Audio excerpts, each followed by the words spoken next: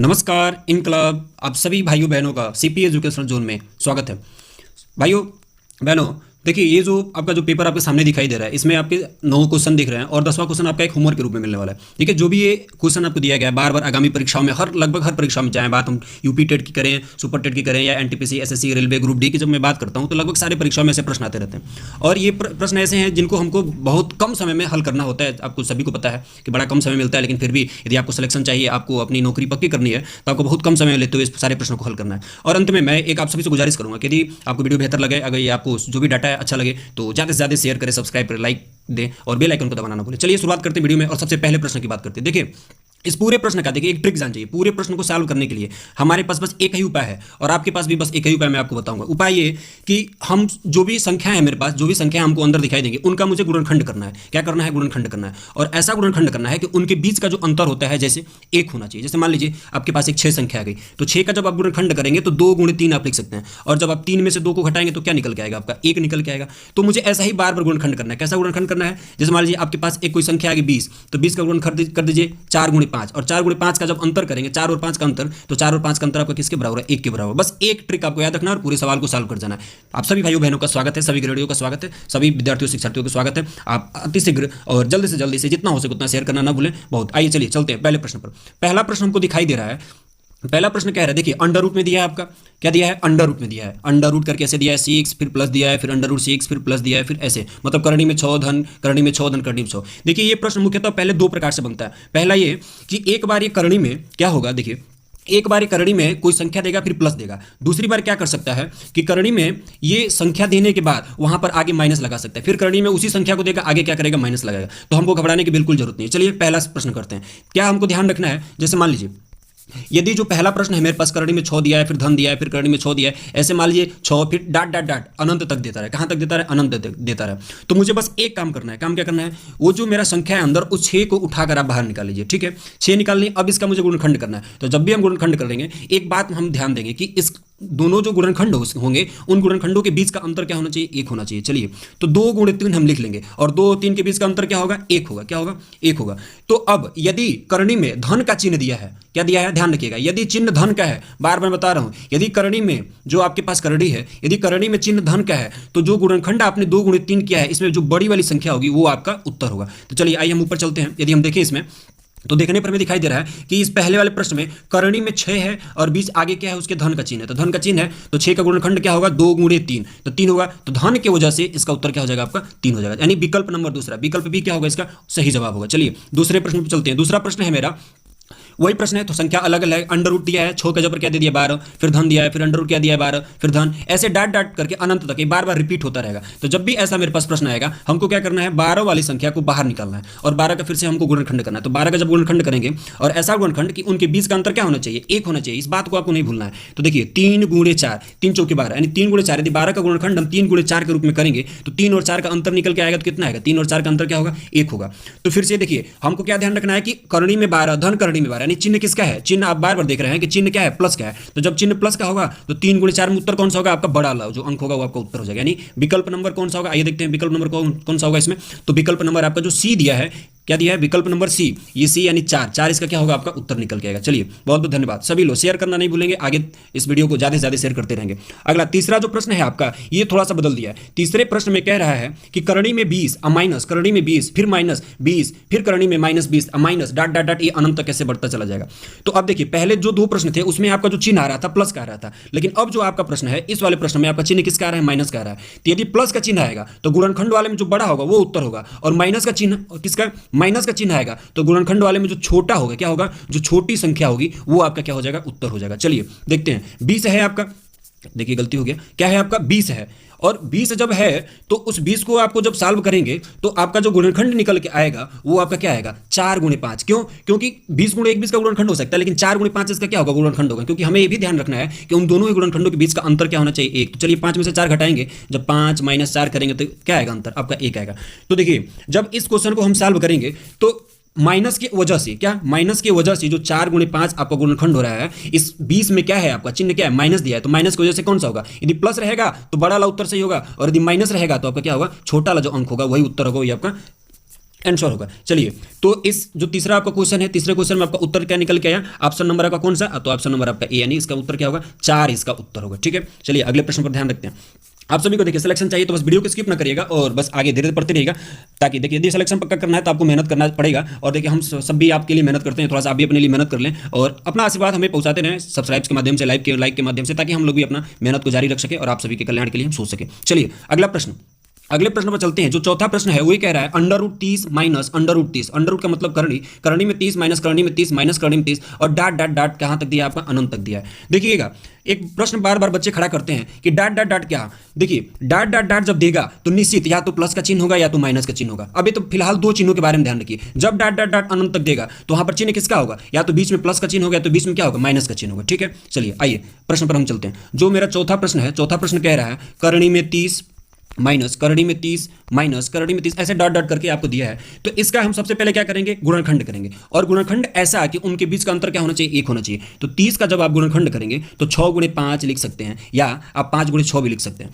ठीक है, तो यदि हम 5 × 6 की जब बात करते हैं तो 5 × 6 में हम देख रहे हैं कि इनके अंतर क्या हो रहा है? 5 और 6 के बीच का अंतर क्या निकल के आ रहा है? आपका 1 आ रहा है और बीच में माइनस दिया है। 30 के बाद क्या कौन सा चिन्ह दिया है? तो माइनस का चिन्ह दिया है। तो जब माइनस का चिन्ह आएगा तो आपका कौन सा अंक सही होगा? इसमें से कौन सा उत्तर होगा? तो जो छोटा होगा यानी 5 क्या हो जाएगा आपका? इस क्वेश्चन का उत्तर हो जाएगा, यानी विकल्प नंबर कौन सा? चौथा, ये आपका क्या होगा? उत्तर होगा। चलिए अगले प्रश्न पर चलते हैं। आप सभी भाई बहन वीडियो को स्किप नहीं करेंगे, बस बने रहेंगे वीडियो पर। यदि बेहतर लगा, देखिए मैं आपसे लाइक सब्सक्राइब नहीं मांग रहा हूं, मेहनत करता हूं। यदि बेहतर लगा तो जरूर आप लाइक सब्सक्राइब और करेंगे, मुझे उम्मीद है, और बेल आइकन को दबाना नहीं भूलेंगे। चलिए पांचवें प्रश्न पर चलते हैं। ये पांचवा प्रश्न और छठवें प्रश्न, ये दो ऐसे प्रश्न हैं, पांचवा और छठवा। देखिए तो पांचवा और छठवा जो आपका दो प्रश्न है, ये दोनों प्रश्न थोड़े अलग ही प्रकार के प्रश्न आते हैं। यहां पर देखिए ना प्लस का चिन्ह होता है और ना माइनस का चिन्ह होता है, ना प्लस का चिन्ह होता है और ना ही माइनस का चिन्ह होता है। यहां चिन्ह होता है किसका? तो यहां चिन्ह होता है आपका गुणा का। किसका चिन्ह होता है? गुणा का। तो ध्यान रखिएगा, जब भी आपको ना प्लस का चिन्ह दिया हो और ना माइनस का चिन्ह दिया हो, ना ही प्लस का चिन्ह हो और ना ही माइनस, ये दोनों चिन्ह न दिया हो, किसका चिन्ह दिया हो? गुणा का। गुणा का चिन्ह भी वहां दिया नहीं रहता है,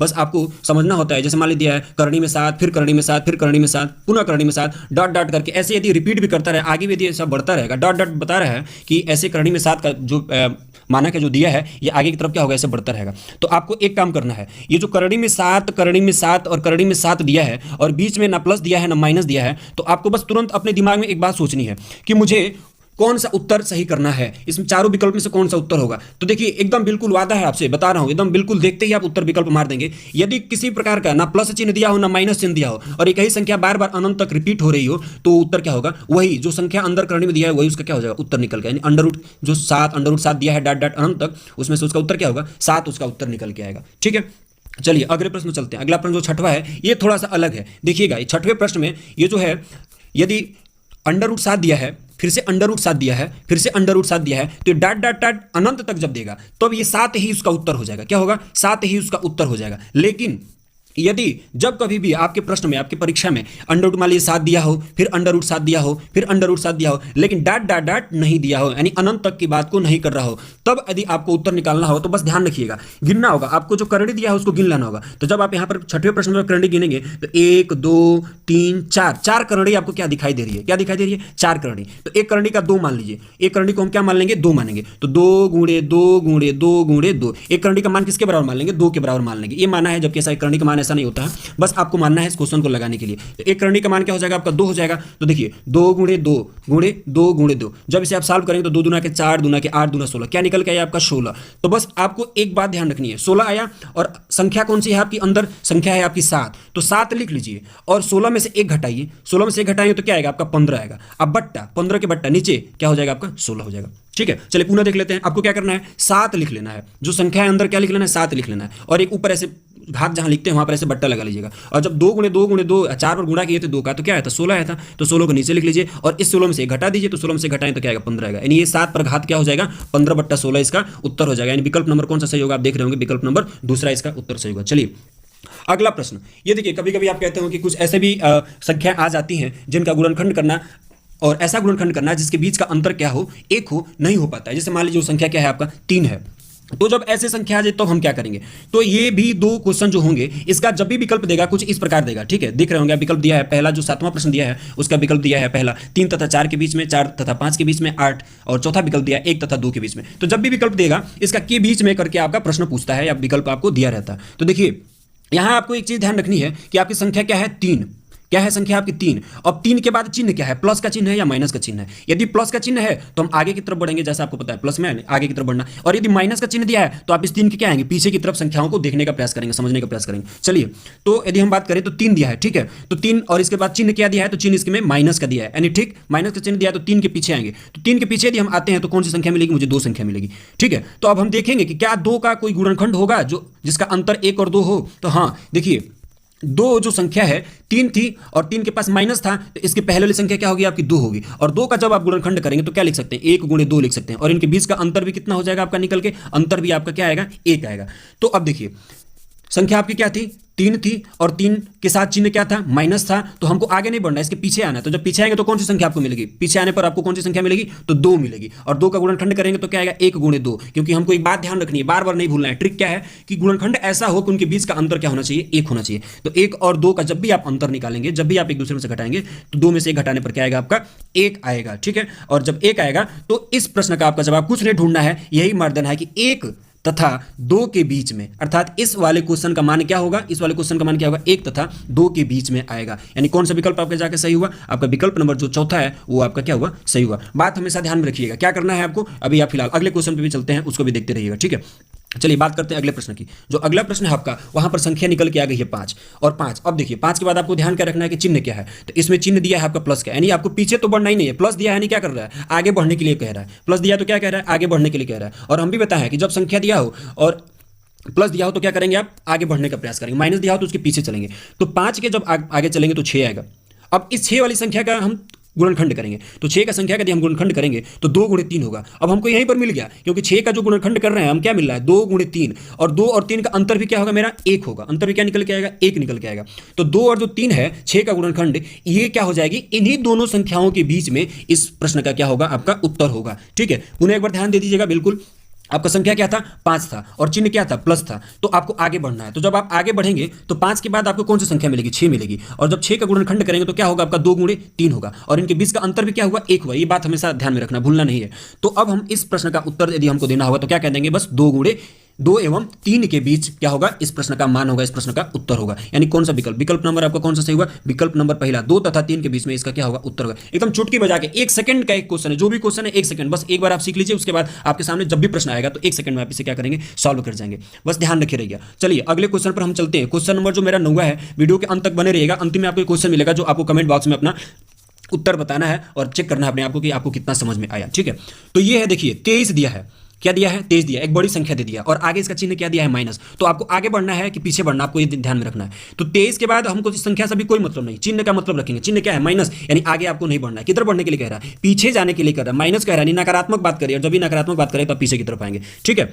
देखिए, तो अपने मन में नकारात्मक बातों को नहीं रखनी चाहिए, हमेशा सकारात्मक सोचिए, हमेशा सकारात्मक विचार रखिए, आप निश्चित सफल होंगे। सारे भाई बहनों की मैं सफलता चाहता हूं, आप सभी सफल हो, और हम सभी भी ईश्वर से कामना करते हैं कि आपकी सफलता आपको जरूर मिले। चलिए, तो प्रश्न क्या है आपका 23।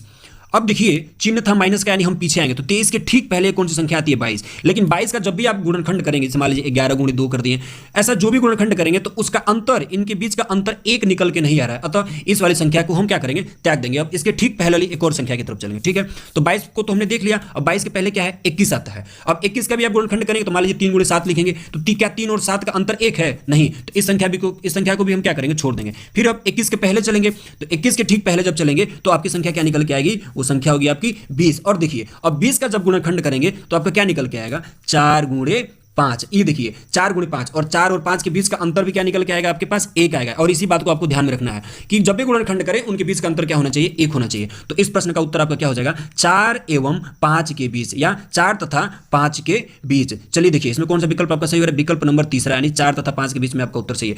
चलिए दोस्तों, आपको यदि वीडियो बेहतर लगा, यदि आपने सीखा समझा, तो आप बिल्कुल इस वीडियो को ज़्यादा से ज़्यादा शेयर करें, लाइक करें, सब्सक्राइब करें, और दोस्तों से भी लाइक सब्सक्राइब शेयर करने के लिए बोले। प्रेस द बेल आइकन को दबाना ना भूलें, ताकि जो भी वीडियो अपलोड करें। और एक बात मैं आपको गंभीरता से बताऊंगा कि हमेशा सकारात्मक सोच रखिए, नकारात्मक विचारों को अपने आप से दूर रखिए। आपके अंदर इतनी क्षमता है, ऊर्जा है कि आप सब कुछ कर सकते हैं। हम सभी भी आपके लिए मेहनत कर रहे हैं, आप सब भी हमारे लिए आशीर्वाद रूप में सब्सक्राइब लाइक करते रहिए। और एक बात और, ऐसे यूपी टेट सुपर टेट का जो आगामी परीक्षा आने वाला है, लगभग हर एक चैप्टर का जो भी प्रश्न बनता है उसमें से आपको देने का प्रयास किया जाएगा। जो भी प्रश्न बनता है, ऐसे प्रश्न कि आप देखते ही उसका उत्तर बोलें। आपको देखिए बार बार मैं बताता हूं ना, पिछले वीडियो में आप जाकर देख सकते हैं, मोटिवेशनल स्कीम के नाम से एक प्लेलिस्ट बना हुआ है, उसमें आप जाके देख सकते हैं कि बार बार उसमें हम लोग लर्न की बात करते हैं। देखिए सीखना, यदि आपके अंदर ये प्रोसेस है, यदि आप अब ठान लिए हैं कि मुझे सीखना है, तो आपके लिए कुछ भी कठिन नहीं है। और जब आप याद करने लगेंगे, जब आप रट्टा मारने लगे, तो आपके लिए थोड़ी सी दिक्कत होगी। चलिए, तो आपको मैं बात कर रहा था होमवर्क देने की। तो होमवर्क जो आपका था वो कौन सा प्रश्न था, उस प्रश्न की बात करेंगे, और उस प्रश्न का उत्तर जो होगा आप अपने आप अपने कमेंट बॉक्स में, मतलब मेरे कमेंट बॉक्स में अपनी कमेंट, अपनी राय को देने का प्रयास करेंगे। चलिए, होमवर्क है आपका ये वाला प्रश्न है। अंडर रूट दिया है आपका, क्या दिया है, 13 दिया है, प्लस दिया है, अंडर रूट 13 दिया है, फिर प्लस दिया है, अंडर रूट 13 और डॉट डॉट इन्फिनाइट तक दिया है। चलिए, थोड़ा सा मैं यदि आपको हेल्प कर दूं तो देखिए 13 plus under root 13 plus under root 13 plus under root 13 dot dot infinite दिया है। यानी इसमें जो संख्या दिया है 13, वो एक ऐसी संख्या है जिसका आप गुणनखंड करेंगे तो क्या होगा, उसके बीच का अंतर एक नहीं आ सकता। क्या हो सकता है, एक नहीं आ सकता। तो आपको क्या करना है, यदि इनके बीच का, जैसे आप जो पहला प्रश्न देखें, जो आप दूसरा प्रश्न देखें, तो डायरेक्ट देख रहे थे कि 6 का जब गुणनखंड कर रहे थे तो 2 और 3 आ रहा था, और इनके बीच का अंतर 1 आ जा रहा था। ठीक, दूसरा प्रश्न देखें 12, तो जब 12 की बात कर रहे थे आप 12 की, तो 3 गुणे 4 कर रहे थे। ऐसे ही आपने जब देखा क्या 20 देखा, 20, तो जो 20 था इसका भी 4 गुणे 5 आपका गुणनखंड हो रहा था, और इनके बीच का अंतर क्या हो जा रहा था, 1 हो जा रहा था। लेकिन जो नीचे के आपके 2 प्रश्न आपने किया, इनका आप जब भी गुणनखंड कर रहे थे तो इनके बीच का अंतर 1 नहीं हो रहा था। तो ध्यान रखिएगा, जब प्लस आएगा तो आप आगे बढ़िएगा और आगे वाली संख्या का गुणनखंड करिएगा, और गुणनखंड करने में ऐसा गुणनखंड करिएगा कि उनके बीच का अंतर क्या होना चाहिए, 1 होना चाहिए। और माइनस होगा तो आप उसके ठीक पीछे वाली संख्या को एक एक करके गुणनखंड करिएगा, और ऐसा गुणनखंड कि उनके बीच का अंतर क्या होना चाहिए, 1 आना चाहिए। और वही जो 2 संख्याएं आपको, जो 2 गुणनखंड मिलेंगे, उन्हीं दोनों संख्याओं के बीच उसका क्या होगा, उत्तर होगा। तो ये आपका प्रश्न है, प्रश्न पर बिल्कुल ध्यान देंगे। आप सभी भाई बहन, सभी गृहिणियों का, सभी शिक्षार्थियों का स्वागत है, और आप इस प्रश्न को नोट कर लेंगे, स्क्रीनशॉट ले लेंगे, और इस प्रश्न को सॉल्व करके आप अपना जवाब, आप अपना उत्तर कमेंट बॉक्स में देना न भूलें। ज्यादा से ज्यादा शेयर करें। मैं लाइक सब्सक्राइब नहीं मांग रहा, लेकिन यदि बेहतर लगा, देखिए मैं बार बार बेहतर की बात कर रहा हूं, यदि आपको वीडियो बेहतर लगा तो प्लीज आपसे गुजारिश है, आपसे निवेदन है, आप मेरे परिवार के हो, आपके मैं परिवार का हूं, कि इस वीडियो को ज्यादा से ज्यादा लाइक करें, शेयर करें, और चैनल को सब्सक्राइब कर बेल आइकन को दबाना न भूलें। जय हिंद, वंदे मातरम, नमस्कार, सत श्री अकाल।